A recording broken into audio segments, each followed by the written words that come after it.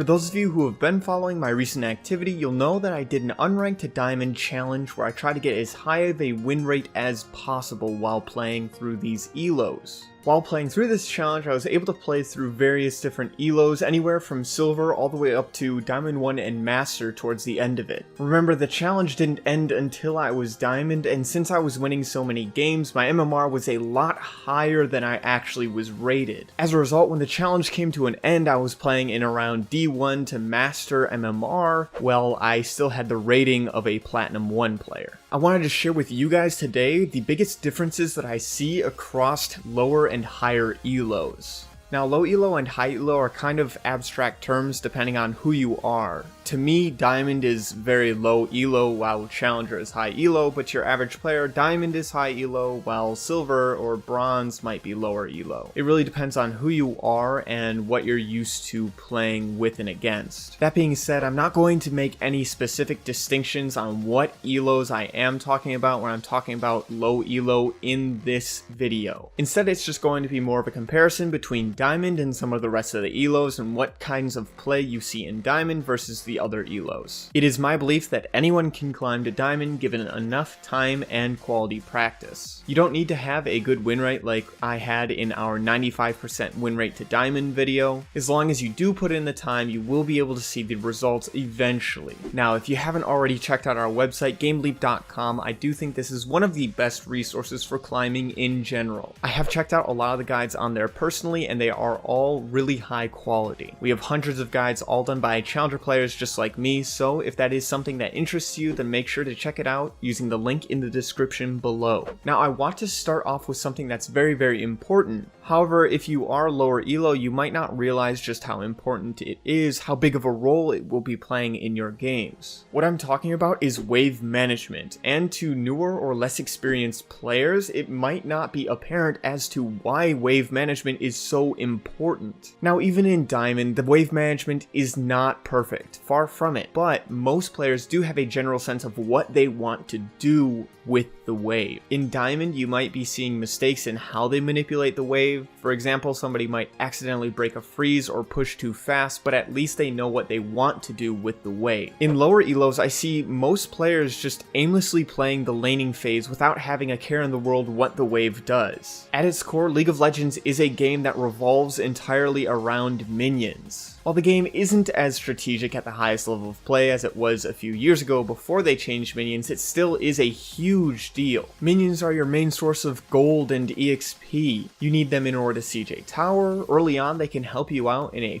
fight, turning the tide completely if you have enough of them. Minions just play such a huge role in the game, so obviously being able to manipulate them is going to be beneficial to you. If you can get your minions to do what you want them to do, and the enemy minions to do what you want them to do, you're going to be seeing a huge advantage over the enemy team. Now, as I was saying, in lower ELOs, most players just don't manipulate the wave, they let it do whatever it is the wave is going to do on its own. This can be amended by quickly watching any minion management guide, but I will quickly go over the basics for you anyways. Freezing is a tactic that you should be using to deny golden EXP from the enemy laner or setting up ganks. When you freeze, the minions are going to be close to your tower, so the enemy laner is going to have to overextend for those minions, making them vulnerable to a jungle gank. In order to perform a freeze, you need to have 3 more enemy minions than allied minions. The next wave management concept is going to be fast pushing. This is exactly what it sounds like. You just kill all of the enemy minions as fast as you can, which will allow you to crash your minion wave into the enemy tower. Utilize this if your enemy is missing from your lane, whether they recalled, they're dead, or they're roaming.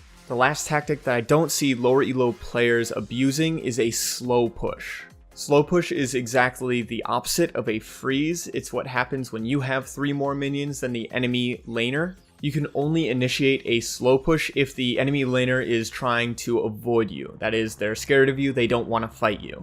If the enemy laner is trying to fight you and they're not scared of you at all, you're not going to really be able to initiate a slow push because they're just going to start a freeze. A slow push should be initiated when you're looking to dive the enemy laner or force them to base. This allows you to deny as many minions as possible to the enemy tower. Now, moving on from wave management, we have a much simpler concept. This is just simply runes and item builds. A A lot of the time in lower elos, I see people taking the wrong runes for the wrong reasons, and they're building the wrong items. It's as simple as using a website like u.gg in order to look up what people are building on whatever champion it is you're playing. If you are new to the champion, you can just easily look this up, copy down the runes, copy the build, and you will see more success than if you try and innovate something for yourself. In higher elos like Diamond, a lot of people tend to just stick to one core build. There are some people who will be a little bit innovative with their builds, but it's pretty rare to see.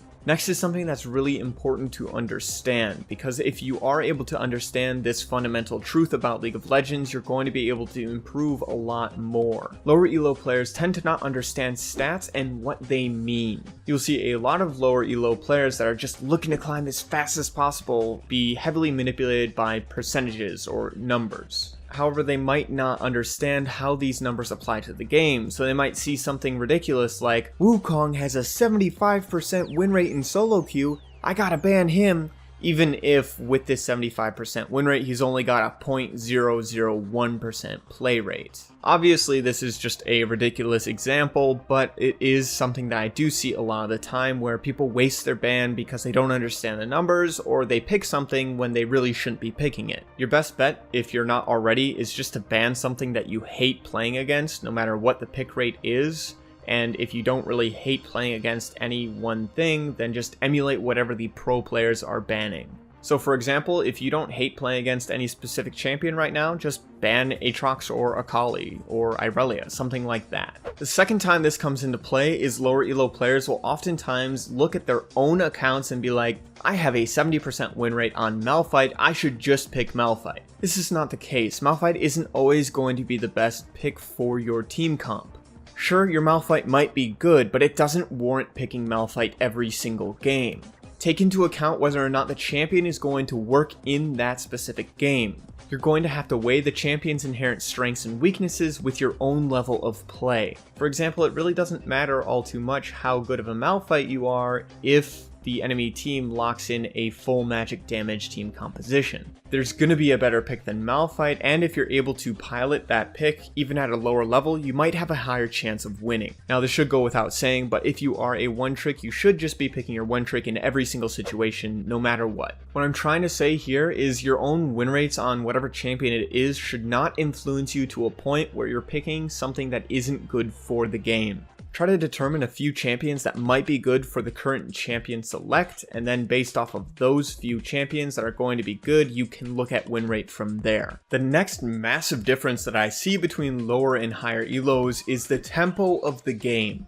In lower elos, you'll frequently see a more slow-paced, chill kind of game where people might be chatting in all chat, relaxing, having fun. Whereas in higher elo, it's a very fast-paced game. People are taking the game very, very seriously. They roam a lot, they dive a lot. There's just a lot of action really, really quickly. As a result, lower elo games do tend to be longer, whereas higher elo games tend to be pretty short. Now, I'll be honest, there isn't really much to say about this. Dives are something you're going to have to learn and be comfortable with at some point. The higher elo you get, the more common they're going to be. Roaming also becomes vastly more abundant the higher elo you get, just like dives, and you're going to have to be comfortable with this as well. Now, I did want to leave mechanics out of this video as much as possible, but I will just briefly go over them. Obviously, the mechanics in higher elo are better than the mechanics in lower elo, and this is something that just comes through practice. Most of the stuff that we do present to you here on Game Leap is going to be knowledge based, things that you can remedy just by knowing about them. Mechanics is not one of these things, it's something that you're going to have to practice.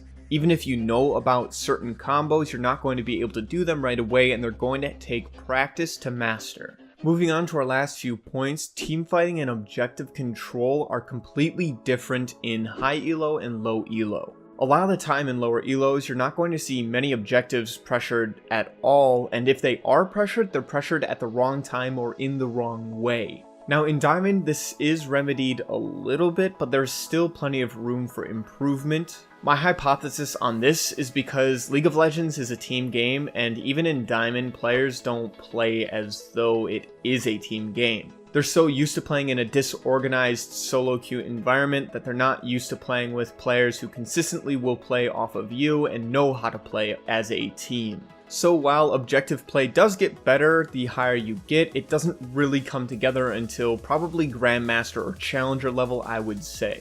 Now this team play aspect also does apply to teamfighting in all stages of the game. But again, just like mechanics, it's not something that you're going to be able to develop really quickly, and the only thing to say is that the higher ELO you get, the better the teamfighting is going to get. That just about does it for today's video on the biggest differences that I saw in general between lower ELOs and higher ELOs during my playthrough. If you enjoyed the video, make sure to leave a like. If you haven't already, check out our website GameLeap.com. There we have hundreds of guides, all done by Challenger players, sorted into a quick and easy to use courses system. We have courses both on the 5 fundamental roles as well as champion specific courses, so if you're really looking to further your play, GameLeap is definitely the way to do it. Check out our website using the link in the description below. As always, I'm Panther, I hope you learned something valuable, and I will see you in the next one.